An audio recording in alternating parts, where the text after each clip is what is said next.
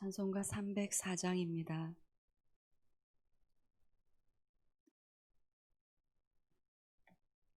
(304장입니다)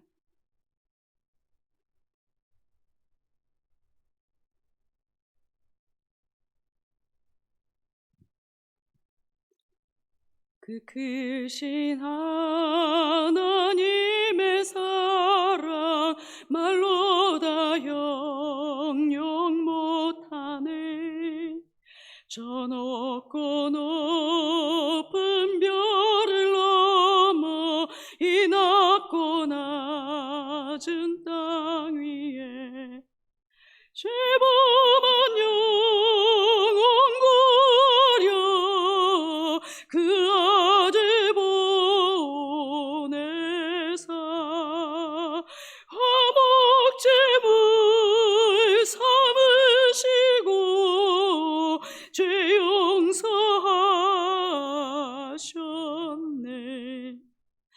하나님 크신 사랑은 증량 다 못하네.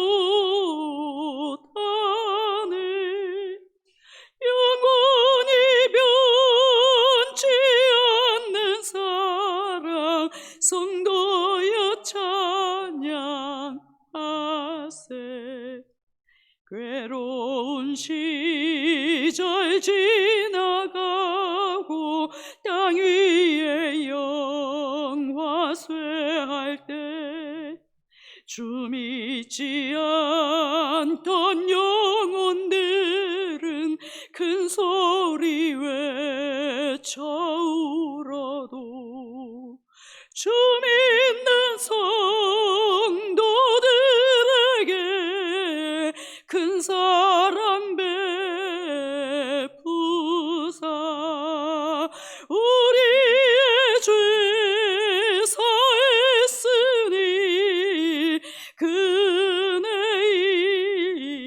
잊을까. 하나님 크신 사랑은 증량 다 못하네. 영원히 변치 않는 사랑 성도여 찬양하세. 하늘을 두루마리 삼고 바다를 먹물 삼아도 한없는 하나님의 사랑 다 기록할 수 없겠네. 하나님의 크신 사랑 그 어찌 닿았을까. 저 하늘로 비싸도 채우지 못하리. 하나님 크신 사랑은 증량 다 못하네. 영원히 변치 않는 사랑 성도여 찬양하세.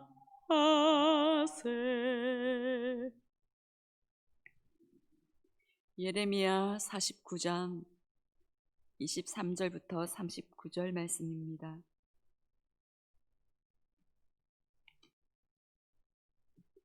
예레미야 49장 23절부터 39절 말씀 교독하신 후에 마지막 절은 함께 읽겠습니다. 다메섹에 대한 말씀이라. 하맛과 아르밧이 수치를 당하리니 이는 흉한 소문을 듣고 낙담함이니라. 바닷가에서 비틀거리며 평안이 없도다.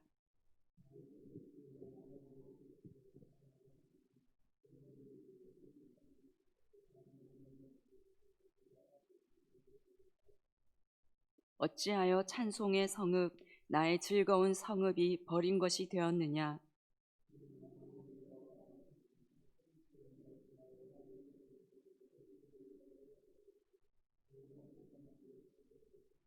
내가 다메섹의 성벽에 불을 지르리니 베나닷의 궁전이 불타리라.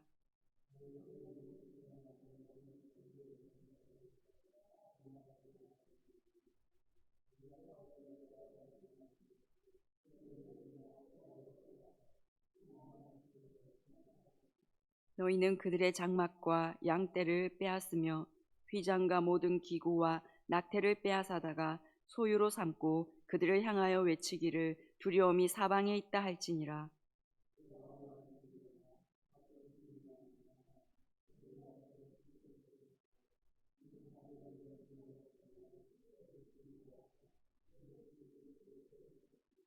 여호와의 말씀이니라. 너는 일어나 고요하고도 평안히 사는 백성 곧 성문이나 문빗장이 없이 홀로 사는 국민을 치라.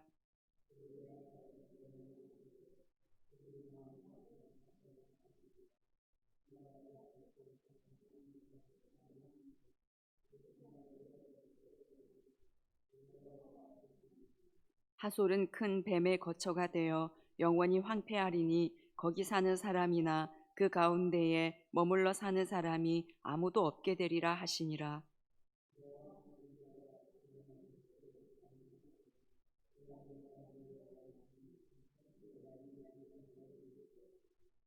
만군의 여호와가 이같이 말하노라. 보라, 내가 엘람의 힘에 으뜸가는 활을 꺾을 것이요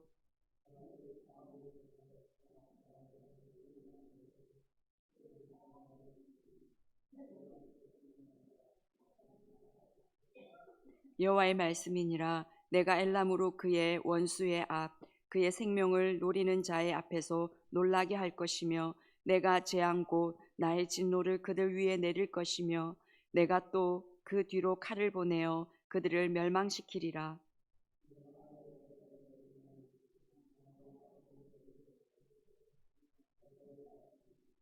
그러나 말일에 이르러 내가 엘람의 포로를 돌아가게 하리라. 여호와의 말씀이니라. 아멘. 오늘 본문은 다메섹과 게달과 하솔 그리고 엘람에 대한 심판을 예언하고 있습니다. 다메섹은 아람의 대표 도시입니다. 아람 왕국의 수도로 교통, 상업, 군사적인 요충지였고 당시에 지상 낙원이라고 불릴 만큼 발달된 도시였습니다. 아람은 북이스라엘이나 유다와 수많은 전쟁을 치르고 또 동맹 관계를 맺는 그런 과정을 반복하다가 BC 732년에 아수르에 의해서 쇠퇴의 길을 걷게 되었고 또 BC 581년에 바벨론 왕 느부갓네살의 침략을 받아서 완전히 멸망하였습니다. 이 아람의 대표 도시들이 다메섹, 하맛, 아르밧이었습니다. 그들이 심판받는 이유를 열왕기하 24장을 통해서 보면은 바벨론 연합군에 가담하여서 남유다를 공격했기 때문이고 또 아모스 1장에서는 그들이 지나친 폭력과 잔인함을 가지고 있었던 것을 알 수 있습니다. 24절을 보시면 다메섹이 피곤하여 몸을 돌이켜 달아나려 하니 떨림이 그를 움켜잡고 해산하는 여인같이 고통과 슬픔이 그를 사로잡았도다. 다메섹이 기력을 잃어버려 도망가려고 하여도 아무리 애를 써도 벗어날 수 없는 극심한 공포에 사로잡힙니다. 25절을 보시면 어찌하여 찬송의 성읍 나의 즐거운 성읍이 버린 것이 되었느냐. 과거 다메섹은 매우 영광된 도시였습니다. 너무나 멋지고 유명한 그 도시가 죄로 인해 심판을 받게 되자 어찌하여 버린 것이 되었느냐라고 말할 만큼 이해할 수 없을 정도로 버림바 된다라는 뜻입니다. 26절에서는 장정들이 엎드러지고 모든 군사가 멸절될 것을 말씀합니다. 다메섹이 다시는 일어서지 못할 것입니다. 그리고 27절에서는 다메섹 성벽이 불타고 베나닷 궁정도 불탈 것이다 합니다. 하나님께서 불을 보내어 그 나라를 완전히 멸망시키실 것입니다.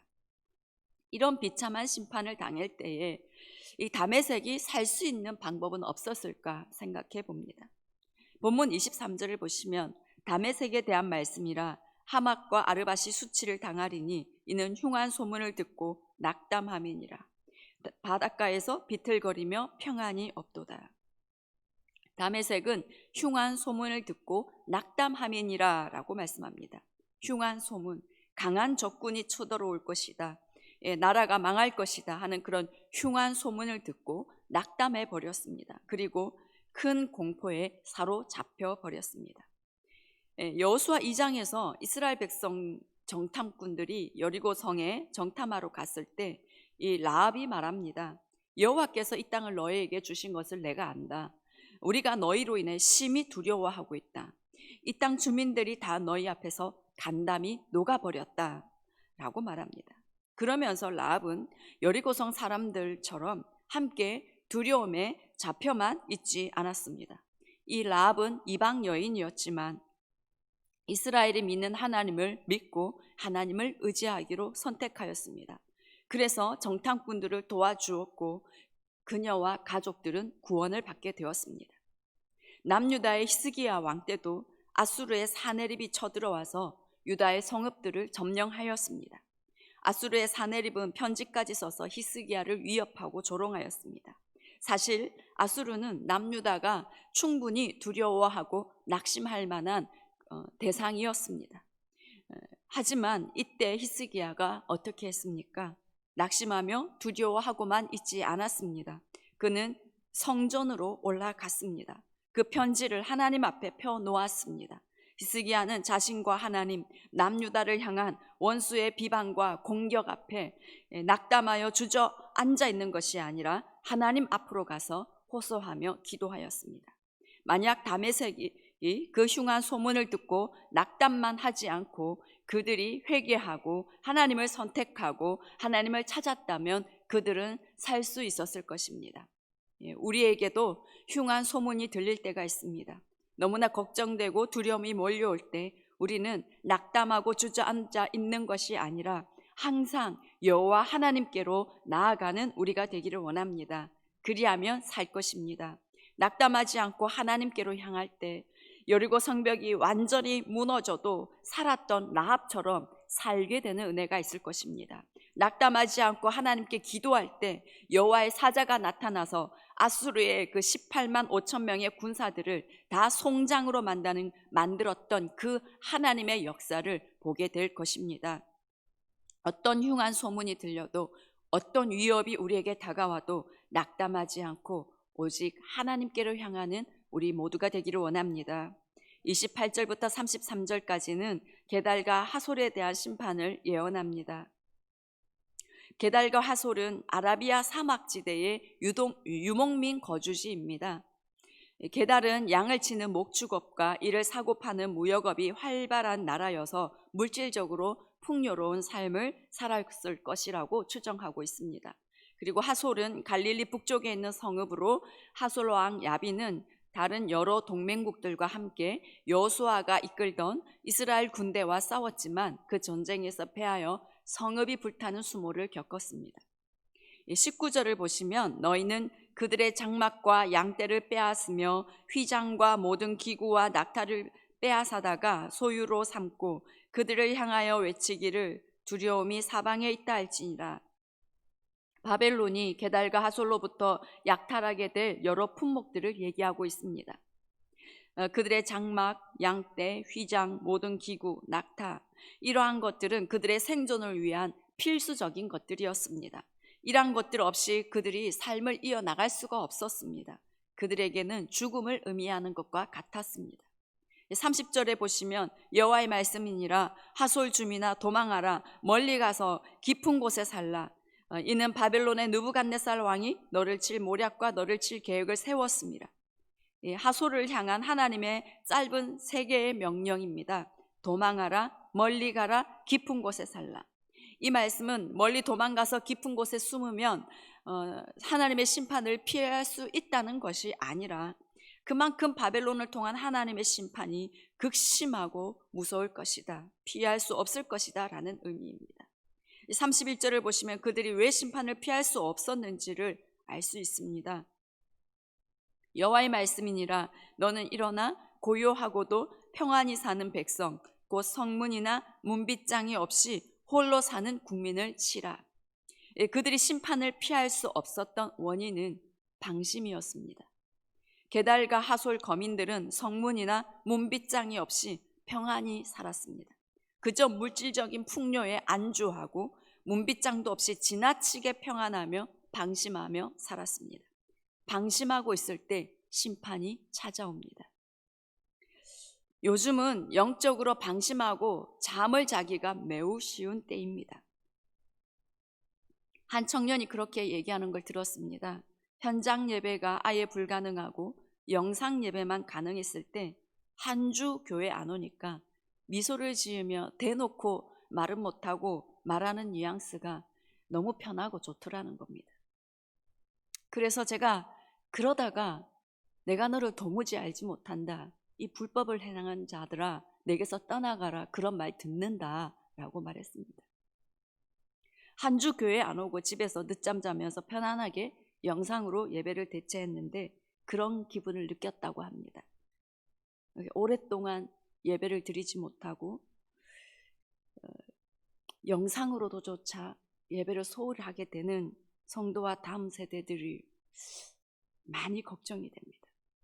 방심한 채로 그냥 살도록 내버려 두면 분명 마지막 때의 심판을 면하기 어려울 텐데 하는 마음이 들어서 많이 염려가 됩니다. 성경은 깨어 있으라. 어느 날에 너희 주가 임할는지 너희가 알지 못함이니라. 너희도 준비하고 있으라. 생각하지 않은 때에 인자가 오리라. 깨어 있으라, 준비하고 있으라 계속해서 말씀하십니다. 우리가 먼저 이 세상의 물질과 안락함에 방심하지 않고 깨어 있는 자가 되기를 원합니다. 깨어 기도함으로 우리의 영혼의 성문을 닫고 문빗장을 잠궈서 원수가 우리의 영혼을 도둑질하지 못하도록 해야 합니다. 늘 기도, 말씀, 예배로 주님 앞에 깨어 준비하고 있는 자가 되기를 원합니다.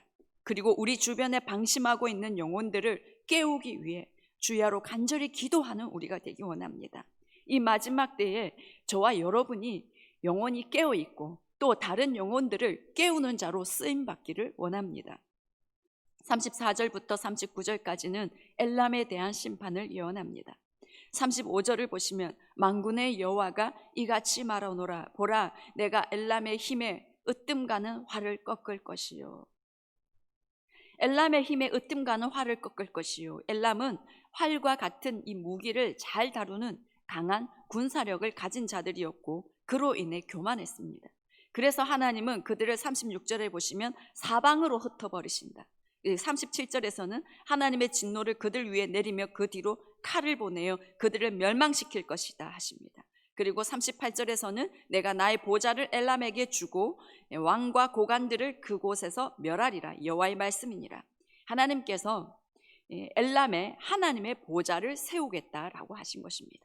그리고 그곳에 왕과 고관들을 멸하겠다 하십니다. 엘람의 통치자가 하나님이심을 드러내겠다. 그리고 심판하겠다 하십니다. 엘람은 심판받을 이방 나라들 중에서 이스라엘로부터 가장 멀리 떨어진 나라였습니다. 엘람은 지금의 이란의 영토에 위치한 나라로 당시 바벨론 동쪽 산악지대에 있었습니다. 남유다 입장에서는 땅 끝에 위치한 나라였습니다. 이런 먼 나라 엘람에 대해 유다가 관심이 별로 없었을 것 같습니다. 우리도 게달과 하솔, 엘람 이런 나라들은 잘 알지도 못하고 사실 관심이 별로 없는 나라들입니다. 하나님께서 저들에게 관심이 있었을까? 하나님께서 저들을 살피실까? 심판하실까? 하는 생각이 듭니다. 그러나 하나님은 모든 나라, 모든 사람들을 다 보시고 아시고 심판하십니다. 어떤 작은 나라도 어떤 사람에게도 심판의 날은 있습니다. 하나님께 예외되는 사람 없고 예외되는 나라 없습니다. 그러기에 우리는 심판을 준비해야 됩니다. 그리고 심판을 알려야 합니다.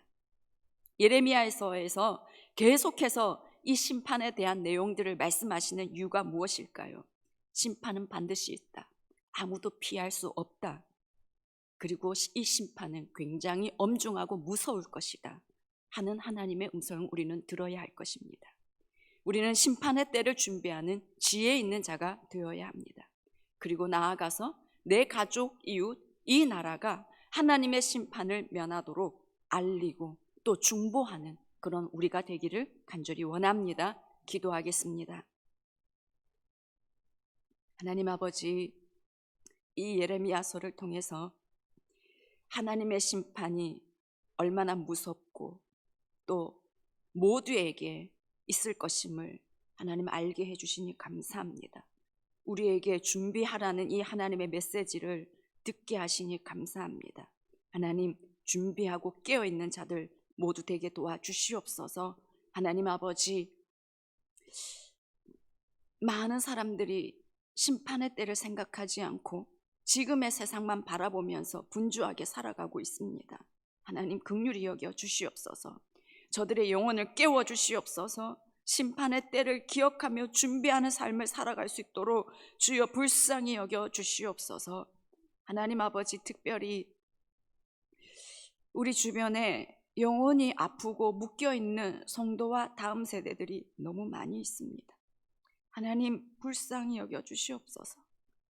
하나님, 우리의 힘으로는 어찌할 수 없지만 예수 그리스도의 그 이름의 능력을 믿습니다. 그 보혈의 능력으로 저들을 치유하여 주시옵소서. 저들의 모든 결박을 끊어 주십시오. 저들을 자유케 하여 주시옵소서. 하나님께서 원래 창조하신 그 존귀하고 아름다운 형상 완전히 회복되도록 주여 치유의 은혜를 베풀어 주시옵소서.